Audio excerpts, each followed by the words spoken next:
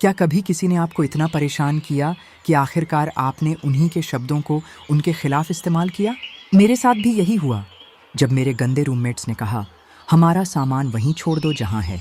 उन्हें क्या पता था मैं इस बात को इतना सीरियसली लूँगी कि उनकी ज़िंदगी बदल जाएगी। अगर आपने कभी बदले का मीठा स्वाद चखा है तो सब्सक्राइब बटन दबा दीजिए, वीडियो को लाइक करें और कमेंट्स में बताइए आपका सबसे सेटिस्फाइंग बदला कौन सा था। चलिए शुरू करते हैं ये कहानी। मैं 35 साल की हूँ, लेकिन ये घटना तब की है जब मैं कॉलेज में थी। 4 लोग, 3 लड़के और मैं एक छोटा सा घर किराए पर लेकर रहते थे। मैं अपनी माँ की तरह सफाई पसंद करती थी, लेकिन मेरे रूममेट्स, ऐसा लगता था मानो पहली बार माँ बाप से अलग हुए हों। घर में एक ही बाथरूम था और आप सोच सकते हैं वो हमेशा गंदा रहता था। तौलिए ज़मीन पर, सिंक में टूथपेस्ट के दाग, ड्रेन में बाल, हर तरफ गंदगी। हर बार मैं ही साफ़ करती, लेकिन शुक्रिया बोलने के बजाय वो चिढ़ जाते। तुमने मेरा लैपटॉप कहाँ रख दिया? मेरे जूते कहाँ गए? असल में मैं सब चीज़ें सही जगह रखती ताकि कोई ठोकर ना खाए, लेकिन उन्हें लगता मैं उनका सामान छुपा रही हूँ। इसी बीच एक रूममेट की गर्लफ्रेंड भी हमारे घर पर रहने लगी। वो असल में कहीं और रहती थी, लेकिन लगभग हमेशा हमारे घर पर रहती। किराया नहीं, बिल नहीं, लेकिन दिन में 2-2 बार शॉवर। हमारे छोटे से बाथरूम में उसके 47 शैम्पू, कंडीशनर और सीरम की बोतलें। बाथरूम साफ करना मेरे लिए डरावना सपना बन गया। मैंने उससे कहा, कृपया अपनी चीज़ें कमरे में रखो ताकि सफाई आसान हो।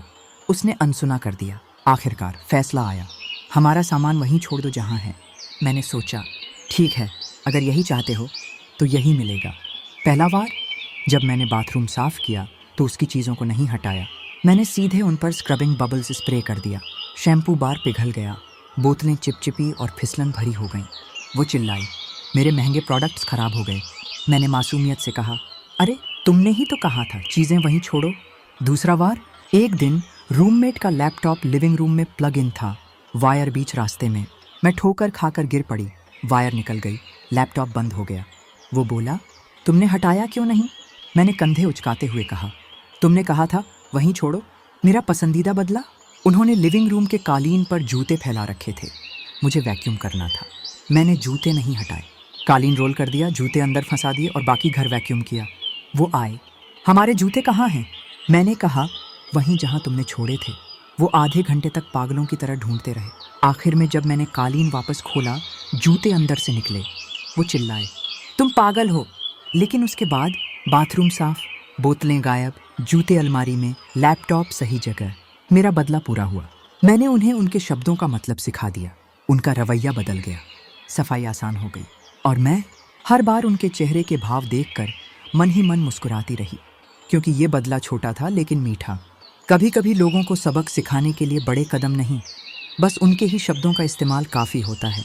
मैंने उन्हें वही दिया जो उन्होंने मांगा और उन्होंने सीखा कि सफाई सिर्फ मेरी जिम्मेदारी नहीं। क्या आपने कभी ऐसा बदला लिया है जो छोटा लेकिन बेहद सेटिस्फाइंग?